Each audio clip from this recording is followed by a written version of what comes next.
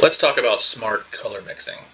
So, a lot of people are making anything machines, and one of the things you have to do is feed colors into your machine. Now, you can do that in bulk, you can do that just as storage units, the way I've done in my machine, but one option you have is to build a smart color mixer that takes your input signal and just delivers you the color that you need for the shape that you're making.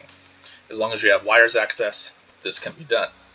So let's see how I've done it here. This is the most compact way that I could figure out to do it so far, but there's probably more ways to do it, and you may have one yourself.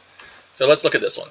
So this machine here is currently making white. I've got a little output indicator here, and I'm just feeding it with a constant signal generator here that's saying to feed white on my input wire, which is here. At a high level, this takes the three raw inputs, red, green, and blue, puts them through a color mixer here, and potentially, in the case of white, a second color mixer set, and then outputs on the end here, which you can do with whatever you want. But this is a little bit more complex than it looks on the surface, and let's see why. So coming in here, each raw input goes through a first filter. This filter determines if the color is needed in the mixer, meaning do I need the raw color, just output by itself, or do I need, like in the case of red, do I need yellow, magenta, or white? And if yellow, magenta, or white are needed, this filter passes it through to the left to this first set of color mixers. Same thing for green and blue. This first filter checks for its applicable colors. So for green, it's yellow, white, or cyan. And for blue, it's cyan, white, or magenta. You can use your little color wheel here as a reference for what those needs are. If the output color desired is just a raw color, then these three filters here will instead just kick the color upwards on the side exit, and it'll be checked again at this last filter set here, which actually controls whether or not to output that color. The reason for this, since these filters are only checking for the mixed color, like for instance, again, yellow, white, or magenta, anything else is going to be just red by itself. But I want to control whether or not it's let out. So this just says either send it through or send it to the side. If I didn't have this extra filter here, this would be a constant feed of red, a constant feed of green, and a constant feed of blue whenever they're not being used here. And that would just cause all kinds of havoc. So this filter set instead says, do I actually need one of these colors? And if so, it opens the gate. So let's see that in action.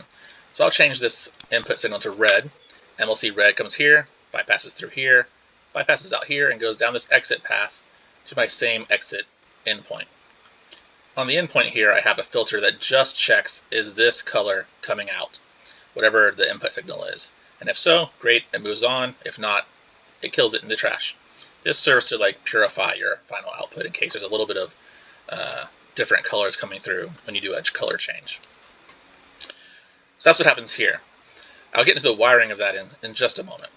Let's travel on down this belt just a little bit further. Now, since I have a first set of color mixers here, we realize that these color mixers only need 2 inputs, not 3. So I need an efficient way of making sure that whatever 2 colors I need to mix get mixed in this set and not the third color. And I don't want to do a lot of complex belt routing and multiple sets of mixers and all that. So these 2 filters, this one here and this one here, in conjunction with these 2 belt readers, handle that for me.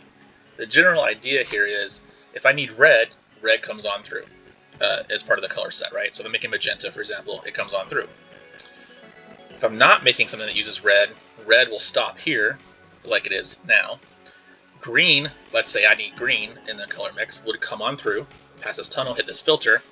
If I need the green in the color mix, it will come on through, hit this filter. This filter is controlled by this belt reader. So if this belt reader has items on it, it'll output at least a 1 on the side signal. And that 1 tells this filter that, hey, there's stuff on this belt, so don't go there. Instead, it goes straight ahead. So if a 1 comes out of here, this opens the filter of the 1, and it comes through straight away. And then I'll have red going here, green going here. If I don't have red coming through, then this filter receives a 0, because this belt reader will output a 0, no items coming through.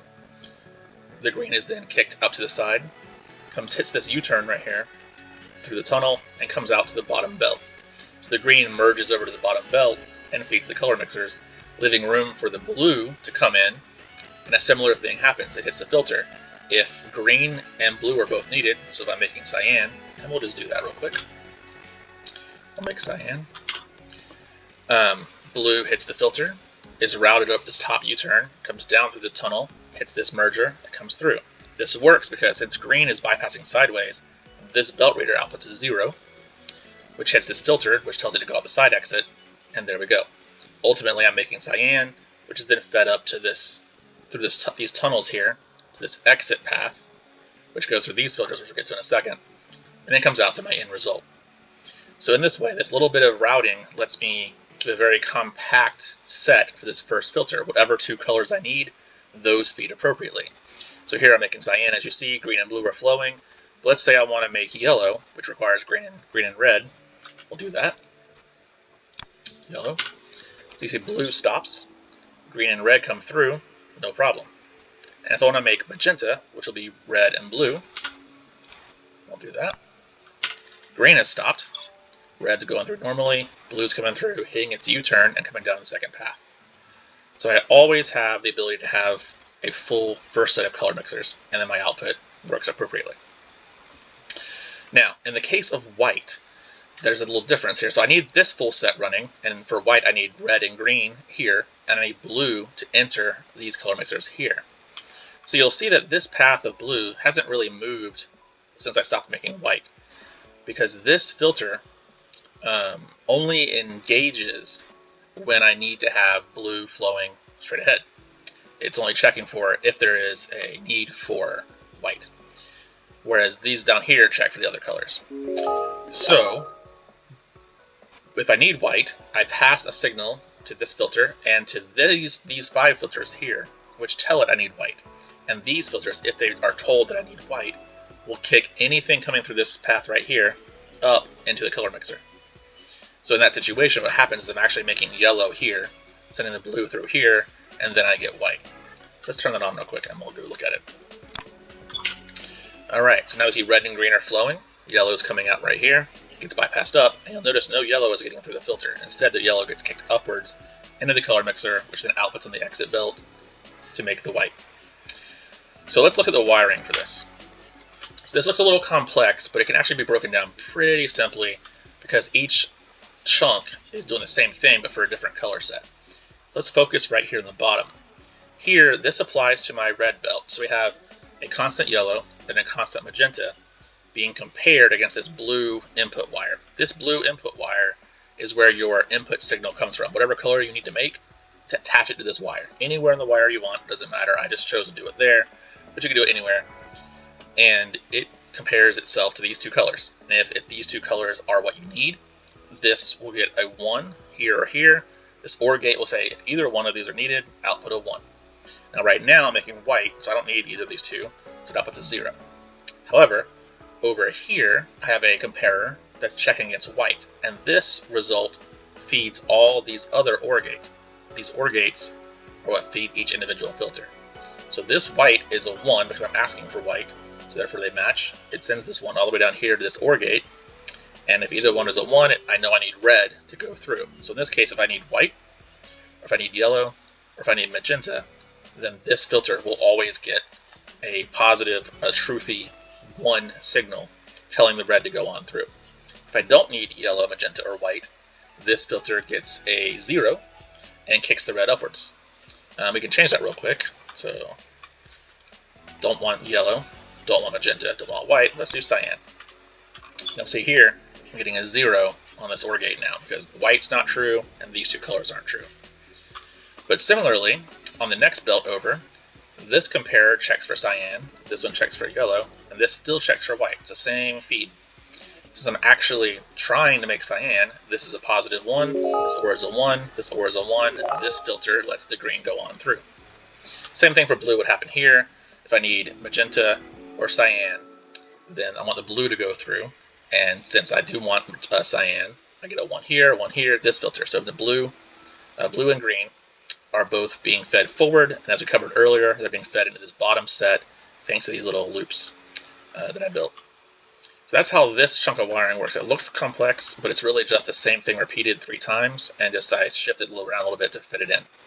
The same input wire feeds all of these. You can see there.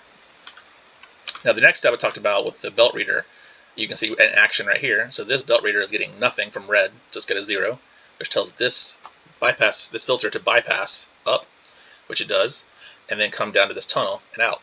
And because green is bypassing, this belt reader gets nothing, which tells this filter to do the same thing, kick it up, come around, comes around the other direction here, and go into the color mixer. So this way I make sure that I get what I need here. Now, let's look again at how white works. We'll turn this back to white. White, there we go. All right, so now I've got the white signal coming in. It's compared against this white. I get a positive 1 here. And I send that downward, as you already saw, but I also send it to the left. And it goes through this NOT gate first. This NOT gate turns a 1 to a 0 or a 0 to a 1. And this feeds these 5 filters over here. So since these are getting a 0, they're not going to let anything go through them. Instead, they're going to kick everything upwards. In this case, it's yellow that it's kicking upwards into this filter. Similarly, because blue is flowing through this belt, because again, blue is coming straight through, blue comes through here, it comes to its filter check here. I need white, which tells this filter right here to kick straight forward, tunnel exit, and then it goes on through. This filter is getting a 1 from this belt reader because green is going through it. This filter is getting a 1 from this belt reader because red's going through it. So if all 3 lines going, that means this line gets fed. These splitters and these tunnels send the blue to this color mixer. Same thing for the yellow goes here, and thus I get white output to the end. All of this tags up together, and this last merger puts it all together into the last final filter. This final filter receives my input signal, which in this case is white, and it only lets white go through. One last bit, let's look at a solid color. Let's just do just red. Sorry, a base color. So as I mentioned earlier, red comes in, and since this is checking for do I need yellow, magenta, or white, and the answer is no, so I get a 0, it kicks everything upwards to this tunnel through here to this filter. My input signal is coming in saying I want red, and that color is being fed to each of these 3 filters. The way these filters work is if it's getting a red coming in from the bottom, it checks the signal against what it's being fed, and if they match, it sends it on through. Otherwise, it sends it to the side, and in this case, it just dead ends. So here we go. This sends red right through. If I change it to green, this will cut off, and this one will cut on. Let's just do that. And there we go. Now green is feeding right through. Oop. Quick, easy, fairly compact. This thing takes a couple seconds to change over from one color to another. I have about 20-something per second through click, I think, right now. So we'll just change this to white, and you can see how fast it works from green to white. So I clicked it, and now we got white. So that's what, 5-6 seconds maybe? So very fast, very compact. The entire thing is just this wide from here to here, and about, what's it, like 8 or 9 rows tall. So you can turn this any direction you want, and you could probably compact it a little bit more. I think if I do some belt wiggling, I can move these closer together, maybe, but it would just look kind of not clean to me. But it could be compacted more if you want to try and fit something in tightly, and then use it to feed your Make Anything machine or some other machines you're building. So I hope this is helpful. Quick tour of a compact, smart color mixer.